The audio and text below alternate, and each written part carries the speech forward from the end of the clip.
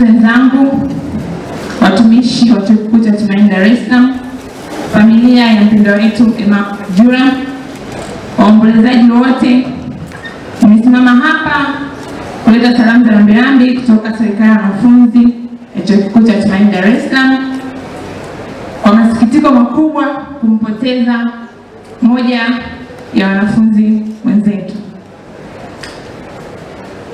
Napenda kuchukua fursa hii kutoa salamu za pole kwa familia ya marehemu, ndugu, jamaa, marafiki na wanachuo wenzetu wote kwa msiba huu mzito wa kuondokewa na mwanafunzi mwenzetu mpendwa. Leo tumekusanyika hapa si kwa furaha bali kwa huzuni kuu, kumwaga mwenzetu ambaye alikuwa zaidi ya mwanafunzi, alikuwa rafiki, ndugu na mshirika mwema katika harakati za masomo na maisha yetu ya chuo kila siku. Emmaus alikuwa mcheshi, mwenye heshima, mwenye moyo wa kuwasaidia wenzake na aliyeishi kwa maelewano na kila mtu aliyemfahamu. Tuliomfahamu tunashuhudia kwamba alikuwa mtu wa upendo, asiye na makuu na mwenye kujituma wakati wote. Ametuachia kumbukumbu njema ambazo hazitafutika katika mioyo yetu. Tunamshukuru Mungu kwa muda alioishi nasi hapa chuoni. Leo tunapomwaga, tunaamini kuwa mwili wake umeondoka kwetu, lakini alama ya upendo wake na mchango wake utabaki hai mioyoni mwetu siku zote.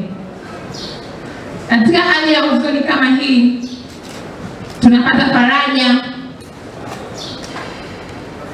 kwa neno la Mungu kama ilivyoandikwa katika kitabu cha Mhubiri 3 mstari wa 1 mpaka wa 2.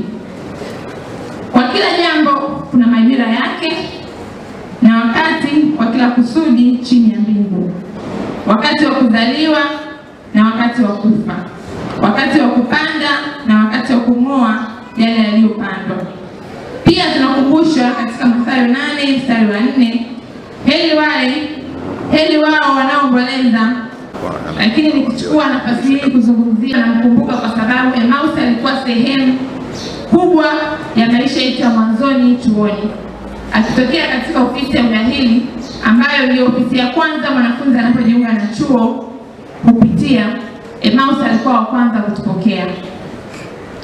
Isingekuwa rahisi kumsahau mtu aliye wa kwanza kutupokea katika maisha yako mapya unapoanza safari ya elimu chuoni.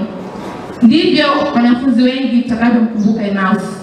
Ucheshi ule aliyotuonesha siku anatupokea ndio ulikuwa ucheshi wake siku zote. Hakika hili ni pigo kwetu. Ikiwa mmoja ya wanafunzi tunaotarajia kuhitimu, tunatamani angekuwa miongoni mwetu siku ile tunapokamilisha safari yetu ya maisha ya hapa chuoni.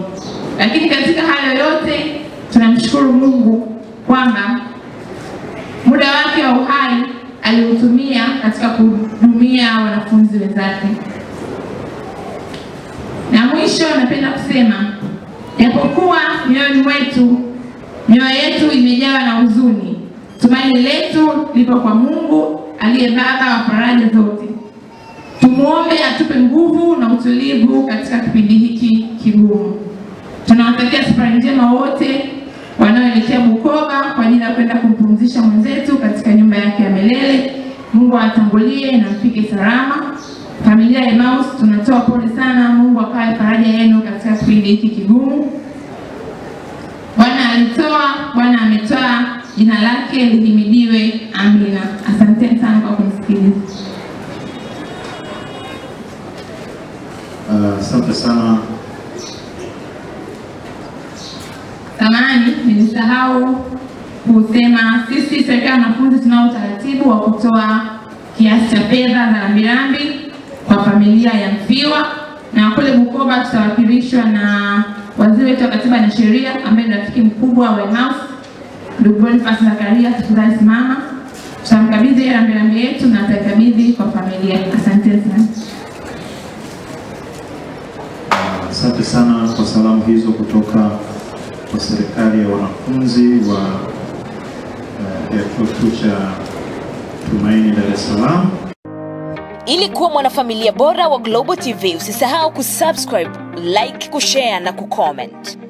Baada ya kusubscribe, bonyeza alama ya kengele ili kupata taarifa kwa kila video inayopanda Global TV Online.